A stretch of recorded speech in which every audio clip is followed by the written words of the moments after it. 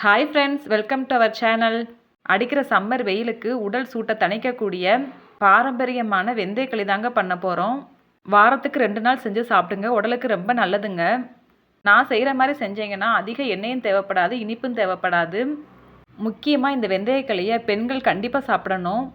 நம்மளோட யூட்ரஸ்க்கு இது ரொம்ப ரொம்ப நல்லதுங்க. என்னோட வீடியோ பிடிச்சா சேனலை சப்ஸ்கிரைப் பண்ணிக்கோங்க. வாங்க ஃப்ரெண்ட்ஸ், வீடியோக்குள்ளே போகலாம். இந்த வெந்தயக்களி பண்ணுறதுக்கு 1 டம்ளர் அரிசியும் 1/4 டம்ளருக்கும் கொஞ்சம் கம்மியாக வெந்தயமும் சேர்த்து நல்லா 4 மணி நேரம் ஊற வச்சுக்கோங்க.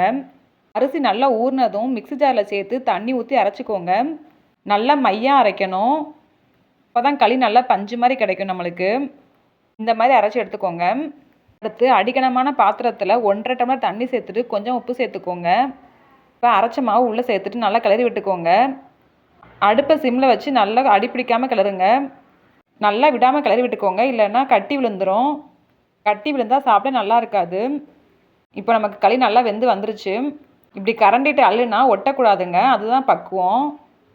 நான் சொன்ன மாதிரி பண்ணுங்க, நல்லா சாஃப்டாக வரும். இப்போ நம்ம களியை சர்வ் பண்ணலாம்.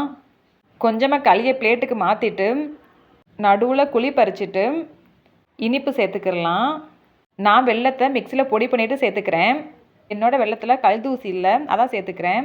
ஏன் நாட்டு சக்கரை கூட சேர்த்துக்கலாம். அடுத்து தாங்க ரொம்ப முக்கியம், சுத்தமான நல்லெண்ணெய் சேர்த்துக்கோங்க. எண்ணெயும் இனிப்பும் உங்கள் சாய்ஸ் தான். உங்களுக்கு எவ்வளோ பிடிக்குமோ அவ்வளோ சேர்த்துக்கோங்க. முடிஞ்ச வரைக்கும் இனிப்பு கம்மியாகவே சேர்த்துக்கோங்க, அதுதான் ரொம்ப நல்லது. அவ்வளோதான் ஃப்ரெண்ட்ஸ், நம்மளோட சுட சுட சூப்பரான வெந்தயக்களி ரெடி ஆயிடுச்சு. நீங்களும் உங்கள் வீட்டில் செஞ்சு பார்த்துட்டு எப்படி இருந்ததுன்னு சொல்லுங்கள். நான் செய்கிற ரெசிபி வீடியோலாம் உங்களுக்கு வேணும்னா என்னோடய சேனலை சப்ஸ்கிரைப் பண்ணிக்கோங்க. எங்களை மாதிரி சின்ன சின்ன சேனலுக்கும் சப்போர்ட் பண்ணுங்கள். தேங்க்ஸ் ஃபார் வாட்சிங்.